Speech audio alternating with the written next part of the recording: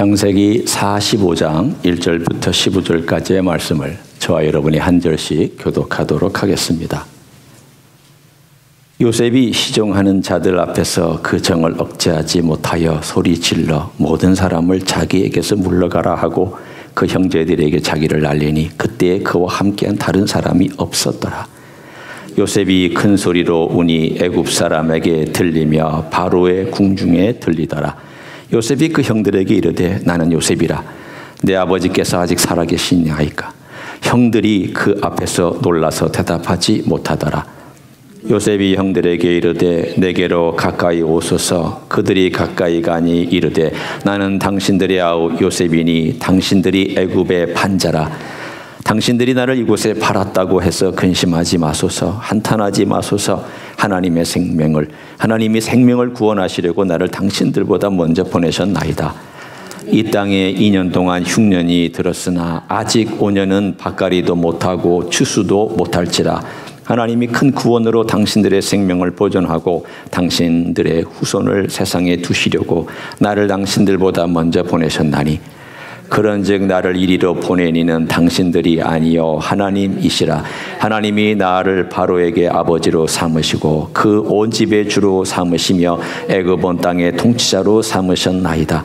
당신들은 속히 아버지께로 올라가서 아뢰기를 아버지의 아들 요셉의 말에 하나님이 나를 애굽 전국의 주로 세우셨으니 지체 말고 내게로 내려오사 아버지의 아들들과 아버지의 손자들과 아버지의 양과 소와 모든 소유가 고센 땅에 머물며 나와 가깝게 하소서.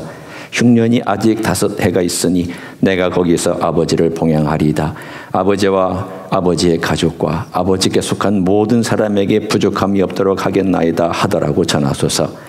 당신들의 눈과 내 아우 베냐민의 눈이 보는 바 당신들에게 이 말을 하는 것은 내 입이라.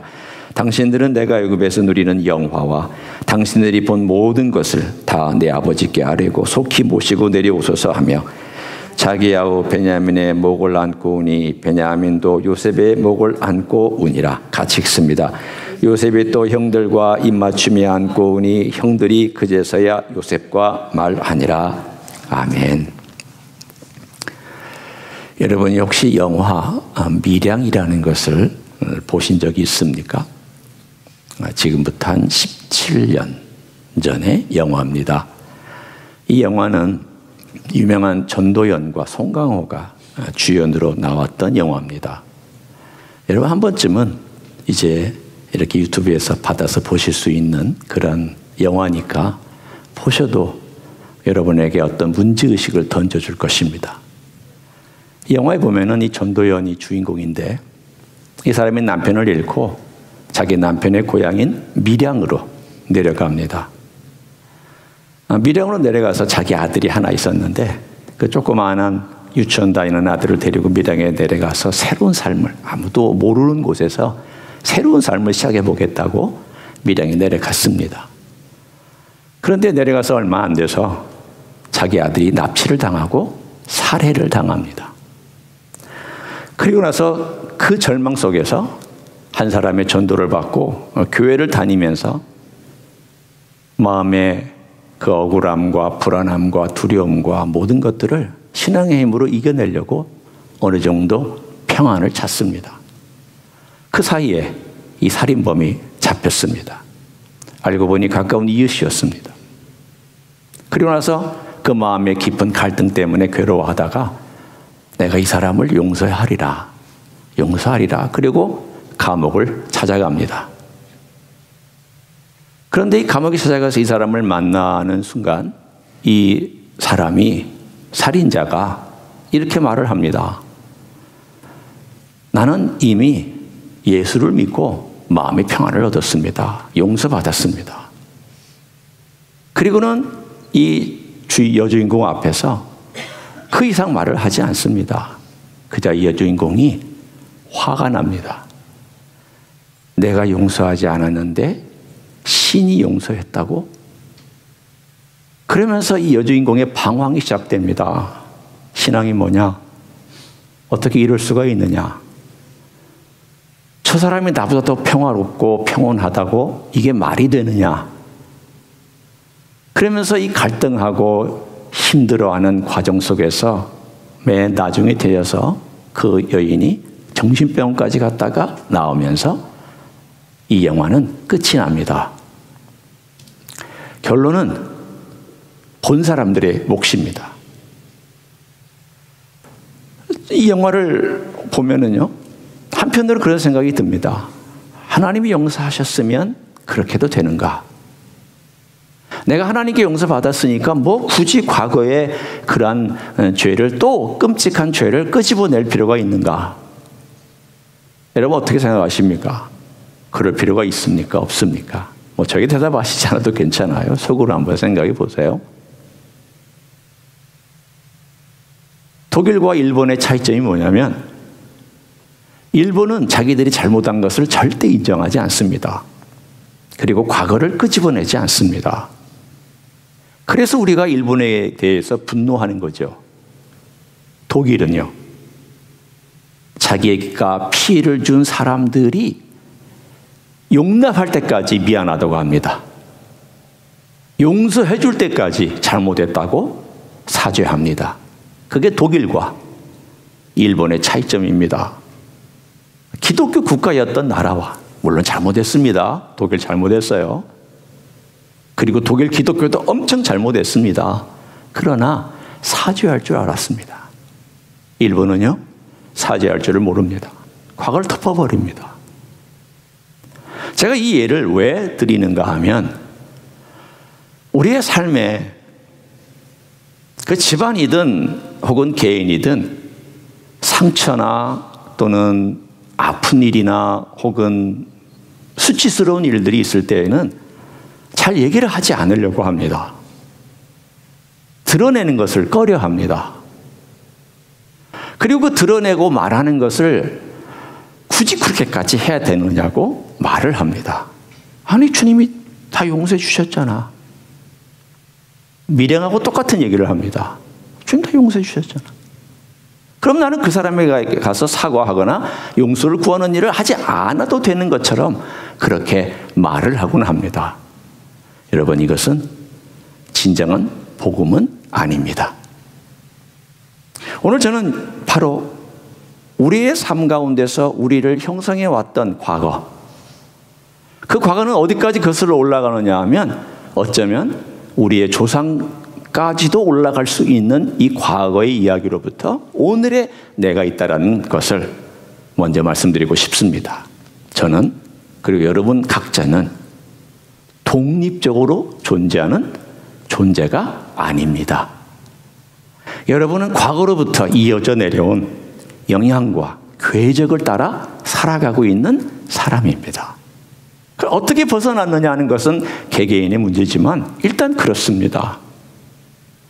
오늘 저는 이 이야기를 가지고 여러분과 함께 좀 살펴보려고 하는데, 왜냐하면 과거는 현재와 연결되어 있고요.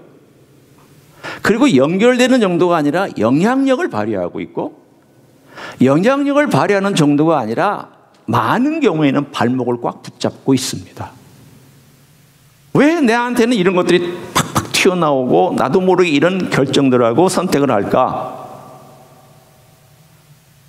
많은 경우는요, 여러분의 DNA 속에 있는 것과 부모로부터 환경에서 배운 것 두 가지가 같이 작동합니다.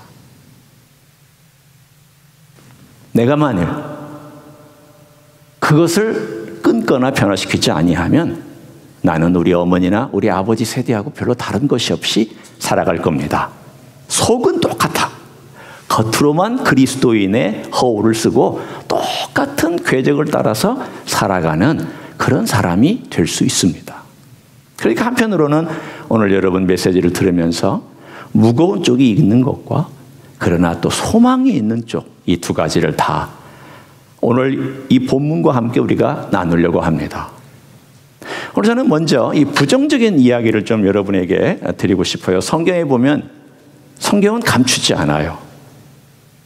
성경은 죄악에 대해서나 실수에 대하나 실패에 대해서 화려하거나 혹은 포장재같이 좋은 것들로 겉으로 그렇게 하지 않습니다. 낱낱이 다 보여줍니다. 그 대표적인 예를 창세기에서 먼저 찾아봅니다. 우리가 보통 3, 4대에 걸쳐서 있는 이야기를 많이 봅니다. 십계명에 보면 십계명에 이런 말씀이 나옵니다. 너희가 죄를 지으면, 이 계명 바로 뒤에 나오는 주님의 말씀이에요. 이 죄를 지으면 내가 그 죄를 3, 4대에 물으리라. 그러나 나를 경외하며 나를 존귀하게 여기는 자의 자손을 내가 1000대까지 축복하리라.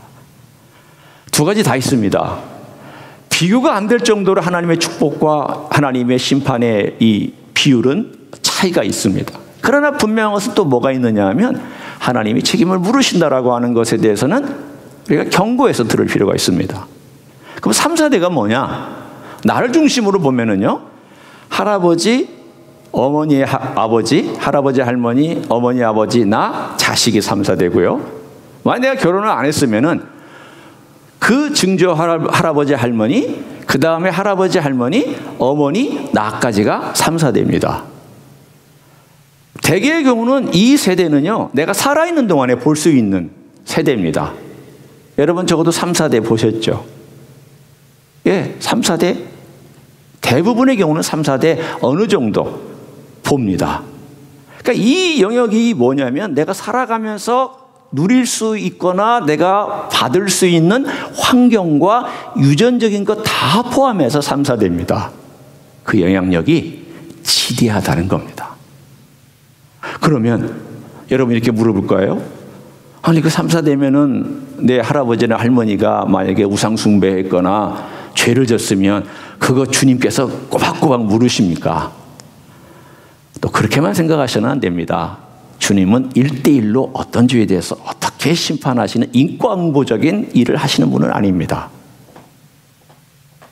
하나님은 용서하시는 하나님이고 회개할 때 방향을 바꾸면 그 방향이 바뀐 것에 따라서 새로운 일을 해주시는 분입니다. 여러분 성경에 보면은요, 그런 일들이 비일비재하게 나옵니다. 그런 일들로 가득 차 있고 소망의 이야기들로 가득 말씀해 주십니다. 예를 들면 솔로몬이 잘못했잖아요. 우상 숭배했죠. 그런데 하나님께서 솔로몬을 당대에 치시지 않아요. 왜 그런 줄 아십니까? 그의 아비 다윗 때문에 그래요.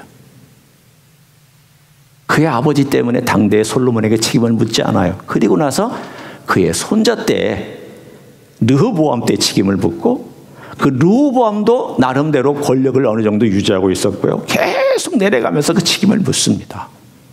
그러면 히스기야는 어떻습니까? 히스기야는 정말 하나님을 경건하게 섬겼잖아요.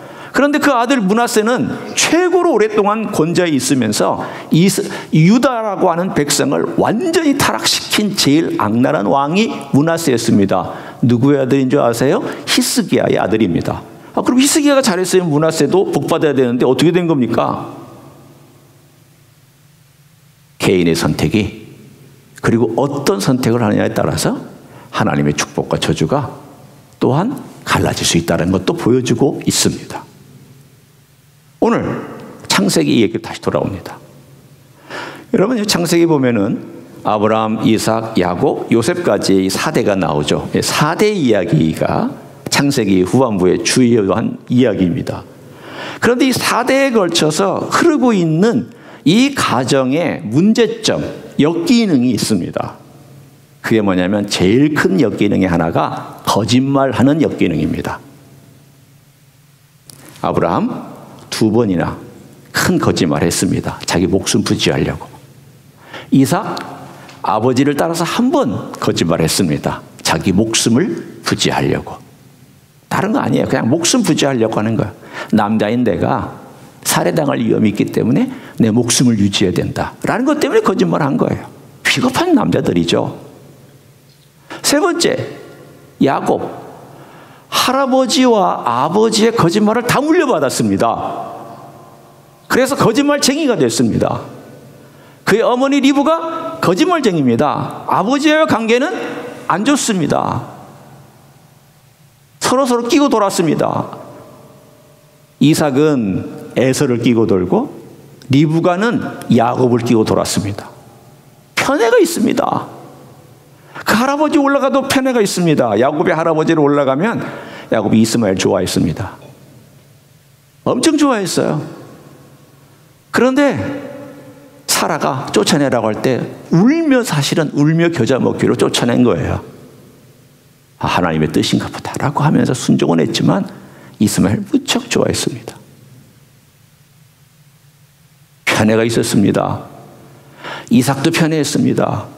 야곱은요, 야곱 편애했습니다. 자기 아들 요셉 얼마나 편애했습니까?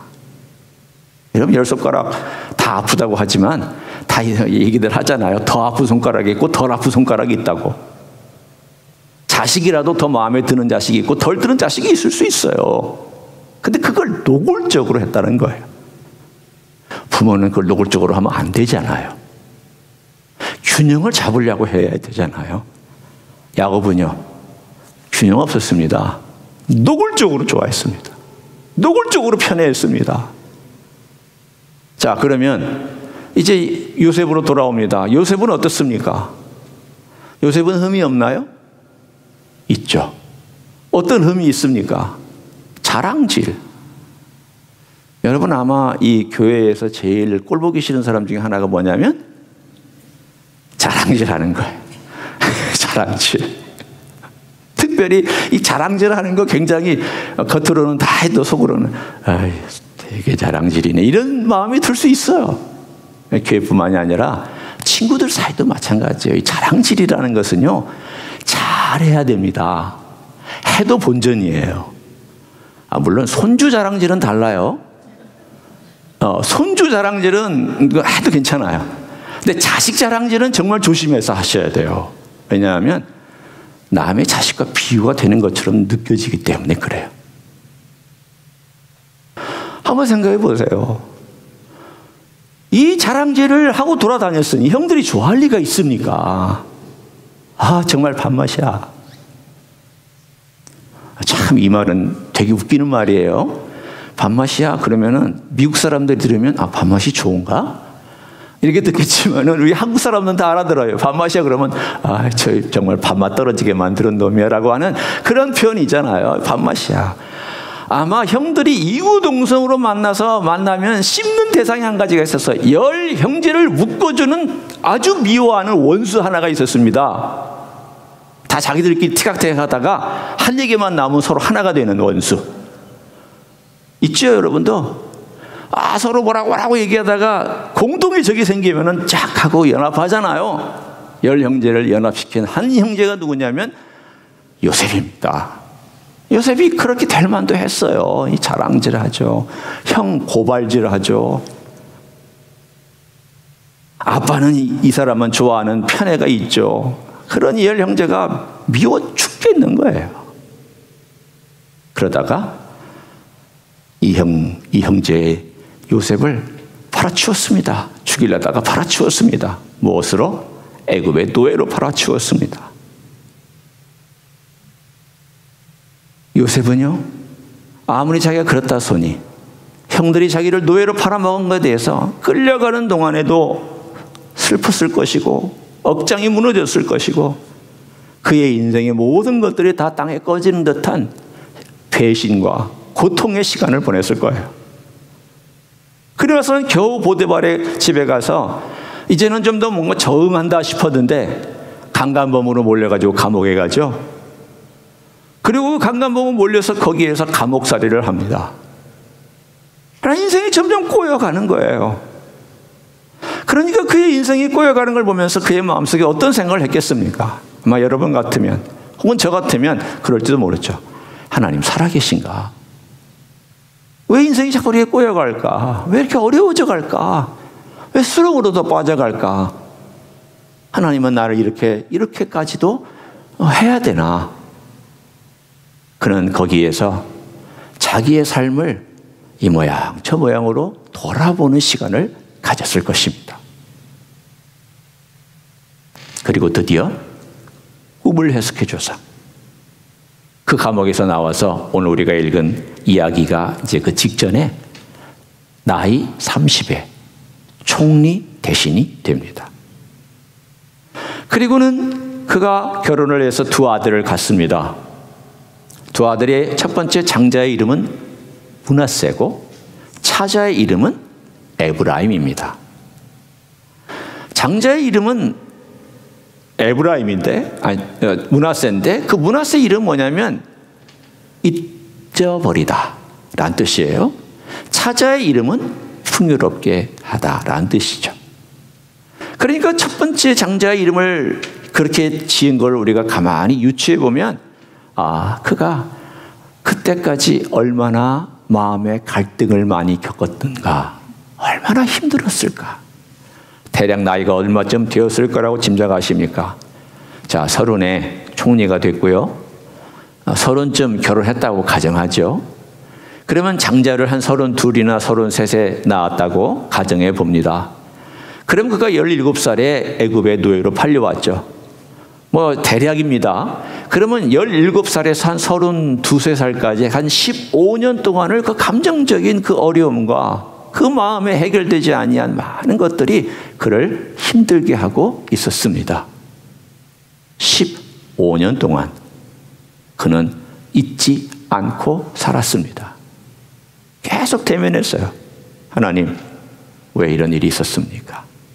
하나님, 형들이 왜 그랬습니까? 하나님, 왜 이런 비극이 저에게 있었습니까?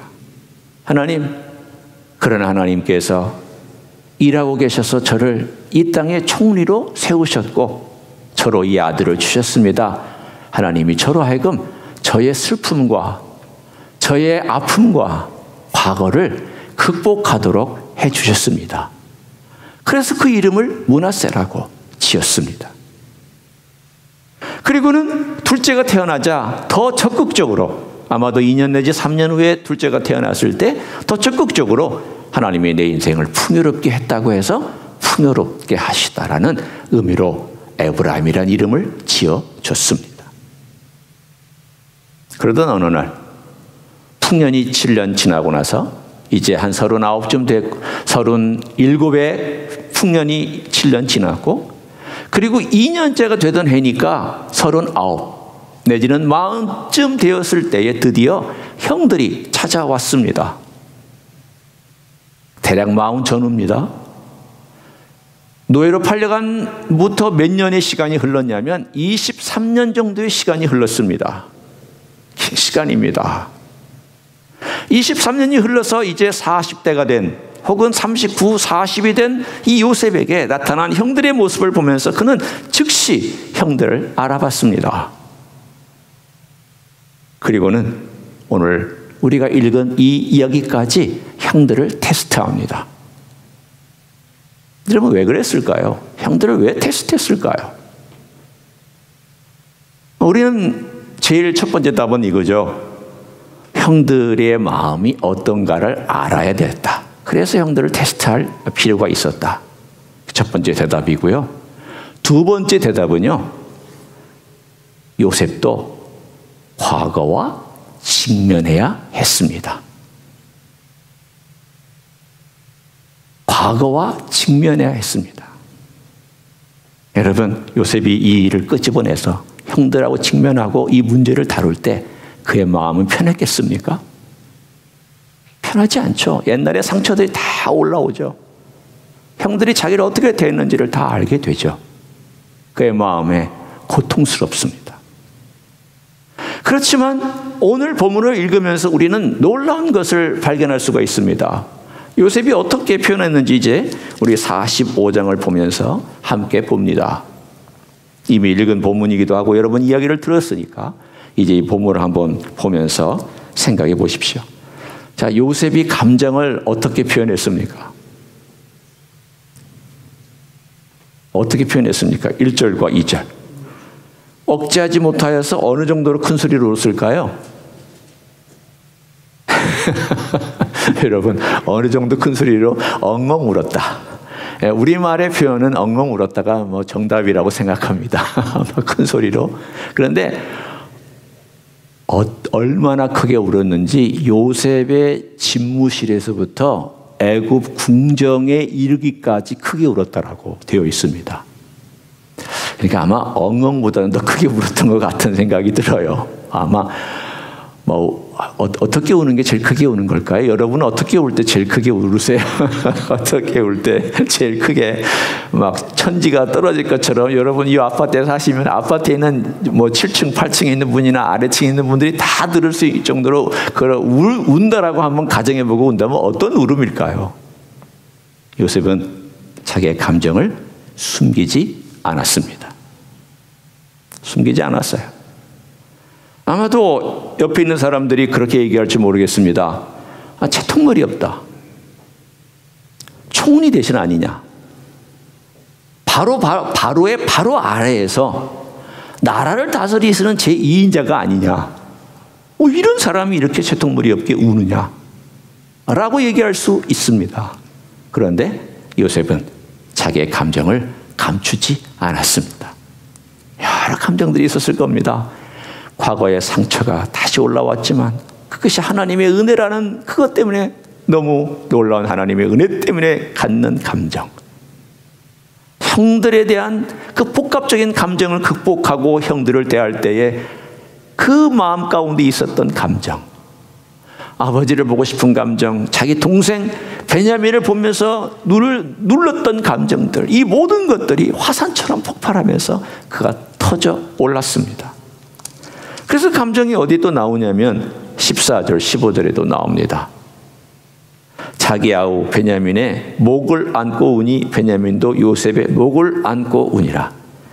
또 요셉이 또 형들과 입맞추며 안고 우니. 이거 도통 울었다는 얘기밖에 없어요.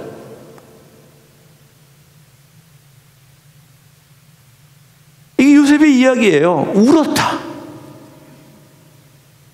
복합적인 울음이 여기 있습니다. 요셉은 감정을 감추지 않았어요. 그리고 나서는 그의 감정을 토로하는 가운데도 그는 하나님의 손길에 대해서 이렇게 얘기를 합니다.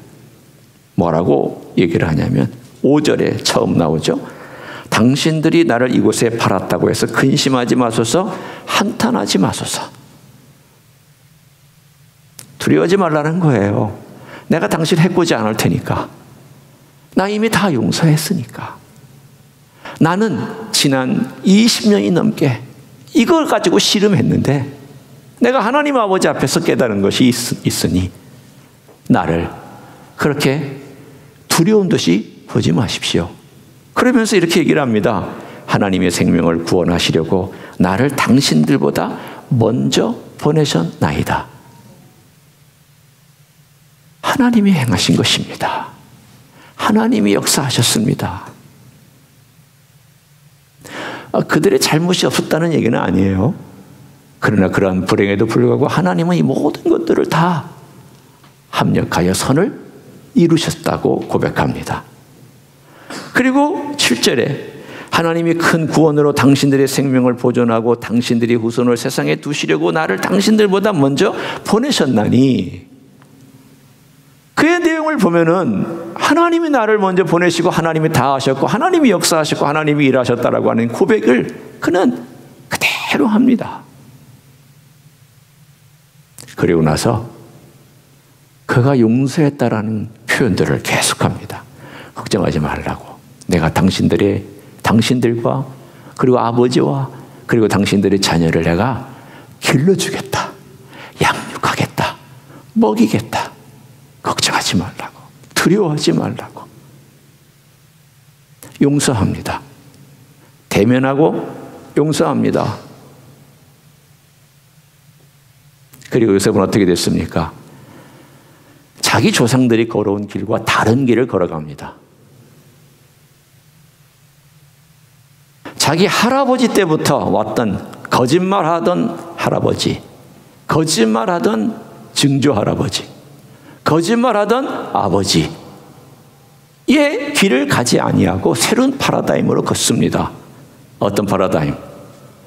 정직함, 하나님의 은혜를 인정함, 형들 앞에서 자기의 아픔을 고백함, 많은 사람들 앞에서도 자기의 슬픔과 아픔을 울음으로 표현한 이러한 솔직하기도 하며 정직한 삶을 살아가는 사람으로 우리들에게 오늘 말씀해주고 있습니다.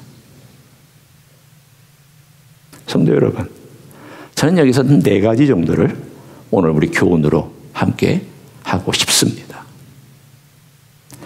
첫 번째는요,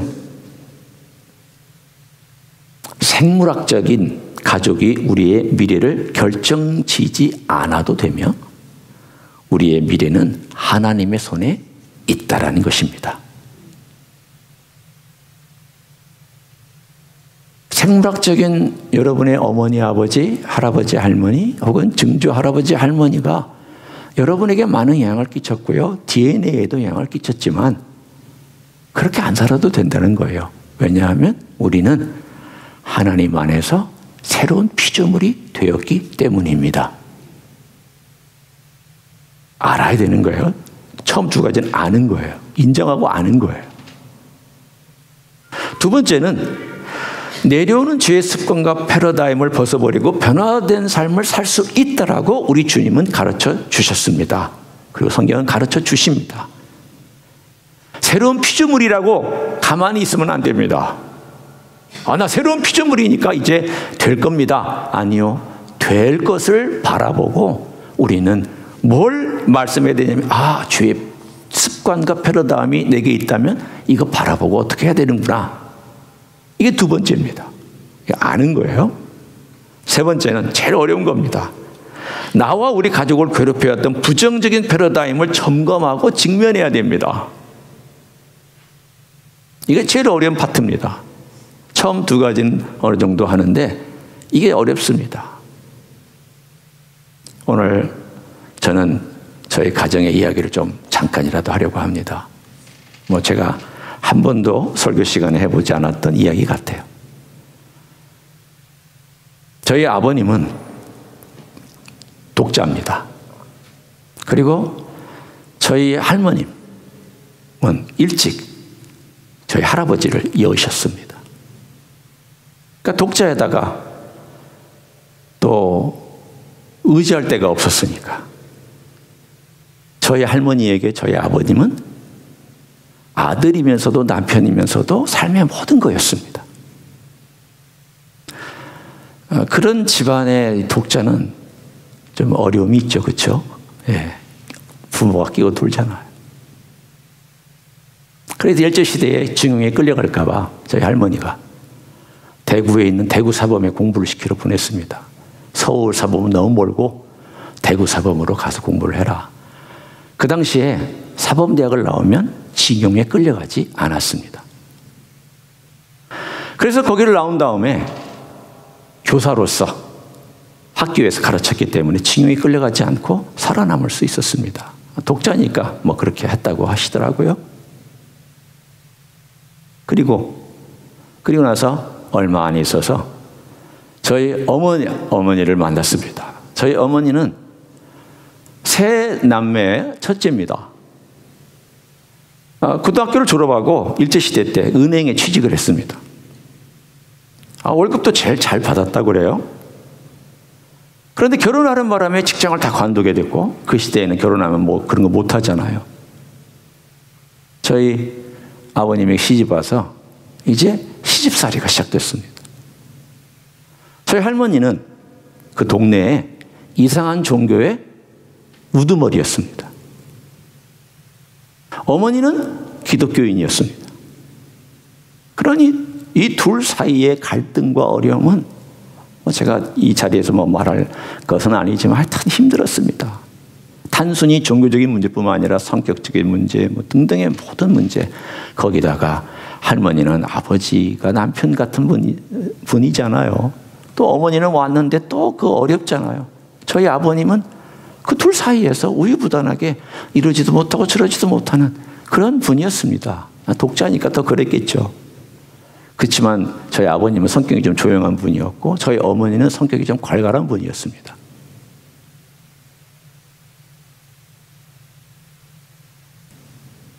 시간이 지나도 두 분 사이는 나아지지 않았습니다. 저희 할머니와 저희 어머니는 전 잘 모르겠습니다. 저희 할머니는 나중에 예수 믿고 돌아가셨고요. 저희 아버님도 나중에 병이 들어서 세브란스 병원에 계실 때 예수 믿고 돌아가셨습니다. 그렇지만 그 집안에 있었던 그 많은 어려움과 갈등들은 제 삶에 다 스며들었습니다. 저의 일부가 된 거예요. 제 일부가 되어서 저희 아버지가 제 안에 있고 제 어머니가 제 안에 있어요. 그러니까 제 안에 어떨 때는 우유부단함이 있어요. 아버님이 가진 우유부단함이 있고, 어떨 때는 저도 모르는 확 하고 튀어나오는 그 어머니의 불같은 성격이 제게 있어요. 이게 뭐냐면 제 안에 여전히 아버지와 어머니가 살아있는 거예요. 이걸 제가 해결하지 아니하면 저는 저 아버지 어머니하고 똑같은 인생을 살아가요. 해결해야 돼요. 이건 유산으로 물려받은 거지만 뭐 좋은 유산도 있고 나쁜 유산도 있고, 유산이라는 건 내가 원한다고 받고 안 원한다고 안 받은 거 아니잖아요. 이건 그냥 어떻게든지 받아버린 거잖아요. 내가 그 집안에 태어났으니까. 생각해 보십시오. 요셉도 그 집안에 태어났으니까 그 유산 다 받는다고 한번 생각해 보십시오. 그런데 요셉은 그렇게 살지 않기로 작정한 거예요. 나 원수 안 갚겠다. 나 보복하지 않겠다. 나 복수하지 않겠다. 나 인생의 탓으로 돌리지 않겠다. 어떻게 인생은 그럴 수 있느냐라고 나는 원망하지 않겠다. 그리고 하나님을 바라봤습니다. 하나님을 바라보고, 하나님 어떻게 하면 됩니까? 하나님 어떻게 하면 제가 이 상처와 어려움을 이길 수 있습니까? 몸부림쳤습니다. 몸부림을 쳤습니다. 1, 2년이 아닙니다. 그 긴 세월 동안 제가 볼 때 적어도 그 아들 므낫세가 태어날 때까지 몸부림쳤습니다. 그러면 그 몸부림친 다음에 그 내린 결과가 뭐냐면, 이건 하나님이 하신 일이다.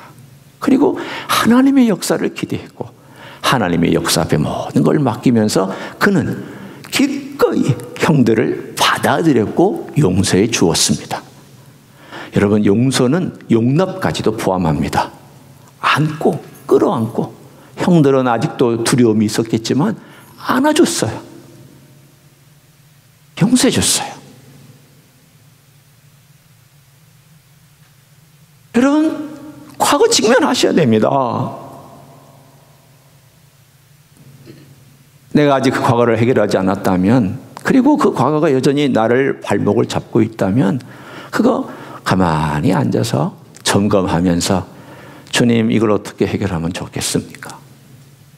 주님 이 과거를 어떻게 제가 이겨낼 수 있습니까? 저도 모르게 이 과거가 늘 발목 잡혀서 저도 모르게 말 속에서 툭 하고 튀어나오고, 제 결정할 때 그런 결정을 내리고, 그리고 행동할 때 나도 모르게 그 영향을 받고 있는데, 이거 어떻게 하면 이걸 제가 극복하며 살아갈 수 있습니까?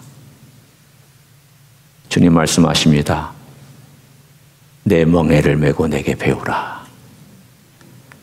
내 멍에를 메고 내게 배우라. 우리는 배워가야 돼요. 배우려면 내가 그렇지 못한 것 직면해서 주님께 아뢰야 돼요. 주님, 저 이렇거든요. 주님, 제 안에는 이런 부분이 있거든요. 이거 해결 안 되는데, 제 힘으로는 도저히 해결하지 못하는데 주님이 해결해 주시기를 원합니다. 여러분, 하나님의 은혜와 사랑이 있어야 이러한 문제를 해결할 줄 믿습니다. 절대로 내 힘으로는 해결 못합니다. 절대 못합니다. 해결하는 것 같은 허울은 쓸 수 있지만 본질적인 해결은 안 됩니다. 본질적인 해결은 주님의 은혜와 사랑이 내 안에서 감동을 주실 때, 요셉처럼 하나님의 섭리구나, 하나님이 나를 먼저 보내셨구나, 하나님이 하신 일이다, 하나님이 나를 이렇게 들어 사용하고 계신다 라고 하는 그러한 깨달음과 그러한 은혜가 있을 때에야 우리는 진짜 용서할 수 있고 진짜 과거를 직면하며 미래를 향해 나갈 수 있습니다. 그래서 어떻게 되느냐? 네 번째, 이런 사람은요, 복의 근원이 돼요. 그리고 그 집안에서 내려오는 것들을 끊어낼 수 있어요. 새로운 방향으로 인생을 걸어가고요. 그런 삶은 주변에 아름다운 복을 나눠줄 수 있습니다. 우리 어떻게 그렇게 살아가느냐? 이제 과거가 자꾸 발목 잡고 있는 거 끊어내시는 연습하셔야 됩니다. 쉬운 건 아니에요. 저는 여러분에게 절대 쉽다고 얘기하지 않아요. 저 정말 어렵습니다. 제 안에 있는 그 조상자부터 물려받은 것들 끊어내는 거 정말 어렵습니다. 그러나 하셔야 됩니다. 하셔야 됩니다. 그래야 성장합니다. 그것이 예수님을 닮아가는 길이기 때문입니다. 오늘도 그리고 앞으로 남은 생애 동안 우리 주님의 형상을 닮아가기 위하여 그열한 직면하고 과거를 넘어서 새로운 세계로 나아가는 여러분 되시기를 예수님의 이름으로 간절히 축원합니다. 기도하겠습니다.